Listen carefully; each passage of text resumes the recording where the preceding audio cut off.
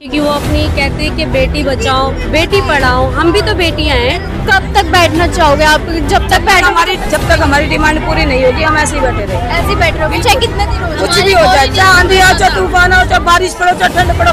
ठंड में तो है ही हम, ठंड में तो है, और हमें कोई सुख सुविधा भी नहीं मिल रही किसी से। यहाँ पे कितने लोग हैं जो 12-12 साल 15-15 साल से कॉन्ट्रैक्ट में नौकरी कर रहे हैं।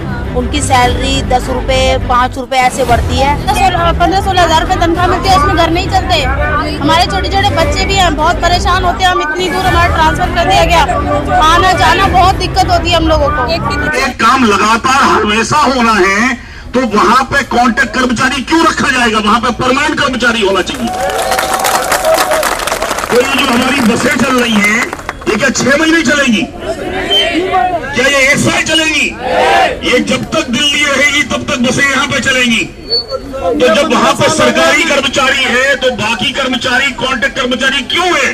कॉन्ट्रैक्ट कर्मचारी को स्थायी नौकरी देनी होगी, और स्थायी नौकरी में जो भी वेतनमान है, जो भी भत्ते हैं, वो सारे लेने का हक आप लोगों का है।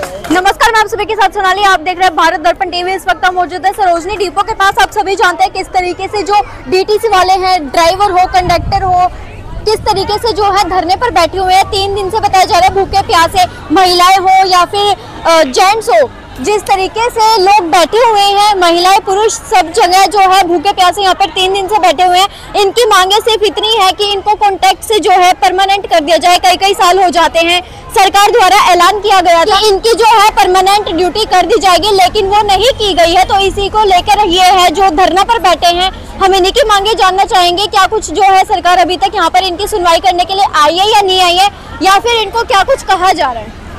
कब से बैठे हो? कहना चाहते हैं 3 दिन से। 3 दिन से बैठे, क्या कारण है यहाँ पे धरना करने का? हमारा ये कारण है कि हम लोग ये चाहते हैं कि हम जो डीटीसी में नौकरी कर रहे हैं कॉन्ट्रैक्ट बेस पे, हम ये चाहते हैं कि हमारी जो डीटीसी के जो सरकार है हमें परमानेंट किया जाए। हमें कॉन्ट्रैक्ट बेस पे रखा है। यहाँ पे कितने लोग हैं जो 12-12 साल 15-15 साल से कॉन्ट्रैक्ट में नौकरी कर रहे हैं। उनकी सैलरी 10 रुपए 5 रुपए ऐसे बढ़ती है, और जो हमारे परमानेंट स्टाफ है उनकी सैलरी हमसे कहीं गुना ज्यादा, मतलब 80-90 हज़ार रुपये उनकी सैलरी है, और हमारी 15-20 हज़ार रुपये सैलरी है। और 15-20 हज़ार रुपये में घर नहीं चलता।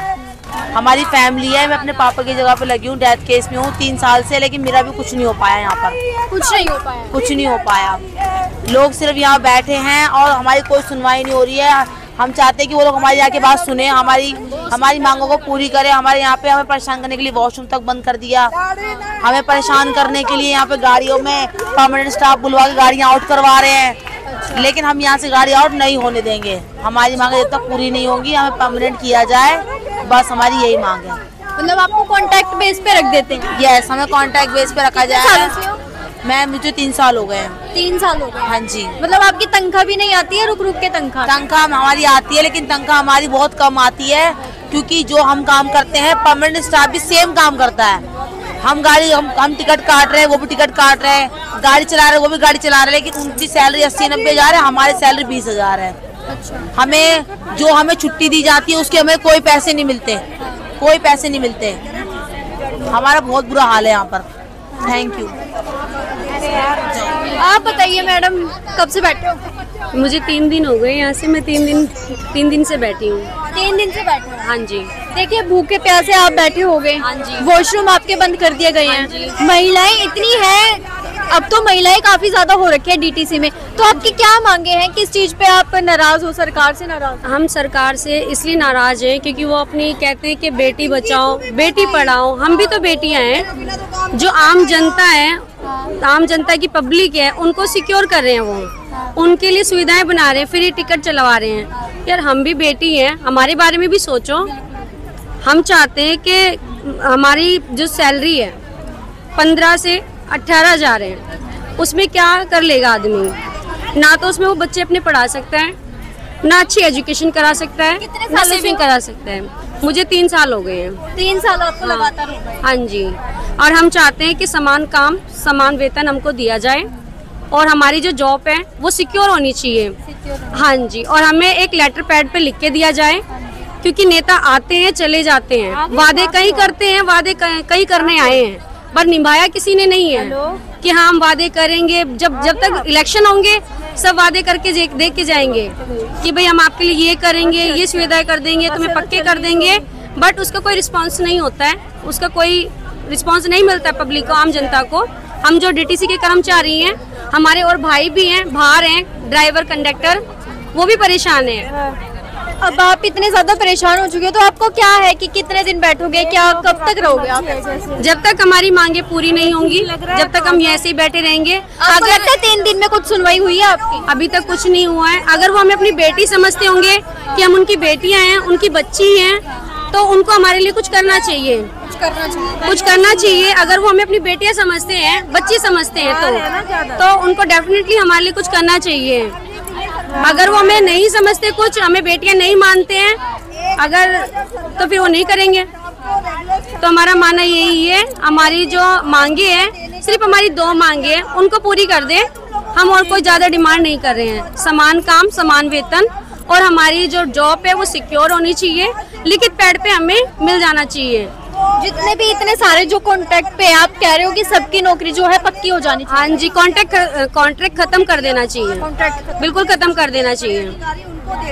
धन्यवाद।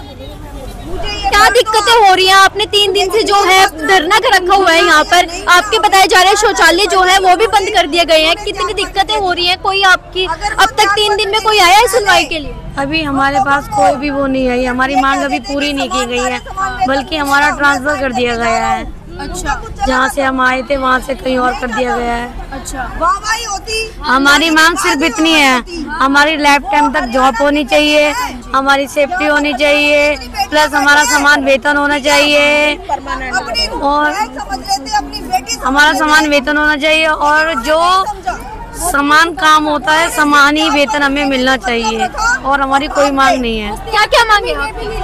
समान जो परमानेंट को मिलता है वही हमें मिलना चाहिए था, यानी समान में हमारा समान वेतन होना चाहिए। आपको डर है कि आपको कभी भी नौकरी से आपको नौकरी से कभी भी निकाल दिया जाएगा, इसलिए आप परमानेंट कहना चाह रहे हैं? ये धमकी हमारे पास आ रही है, कि हाँ ये ट्रांसफर हो रहा है, वो ट्रांसफर हो रहा है। ये बताइए, ट्रांसफर भी हो रहा है, सब कुछ हो रहा है, पर हमारी मांगे पूरी क्यों नहीं की जा सकती हैं? कोई हमसे मिलने नहीं आया, नहीं, अभी तक कोई आया नहीं है, कोई हमसे नहीं मिलने आया, बल्कि हमारे पास ये मैसेज आ गया कि हम हेडक्वार्टर जाकर फिर दोबारा मैम से बात कर सकते हैं। क्यों मैम, यहाँ पर भी तो रूम बने हुए हैं, यहाँ आके भी तो मैम बात कर सकती है। बिल्कुल। हम 3 दिन से यहाँ जग रहे हैं, ना खा पी रहे, ना पी पा रहे, कुछ भी नहीं कर पा रहे। हम अपने बच्चे छोड़ के यहाँ पड़े हुए हैं। क्या कुछ कहना चाहेंगे आप सरकार से? हमें परमानेंट होना है। परमानेंट होना है, हाँ। जिस तरीके से सरकार जो 8 साल की नौकरी पक्की चाहिए अपनी। अच्छा, हाँ, और हमें यहाँ पर हम कितने परेशान होते हैं, सरकार हमें देखती है, हम तो जनता की सेवा करते हैं। हमारा क्या, हमें 60 से 50 15-16 हज़ार रुपए तनख्वाह मिलती है, उसमें घर नहीं चलते। हमारे छोटे छोटे बच्चे भी हैं, बहुत परेशान होते हैं। हम इतनी दूर, हमारा ट्रांसफर कर दिया गया, आना जाना बहुत दिक्कत होती है हम लोगों को। एक के घर में अभी चोरी हो गई, वो इतनी दूर से ड्यूटी आती है। कितना हम यहाँ पे परेशान है, हमसे मिलने कोई नहीं आ रहा। बैठे हुए थे, ठीक है, अब हमारे घर में जो चोरी हो गई उसका जिम्मेदार कौन है?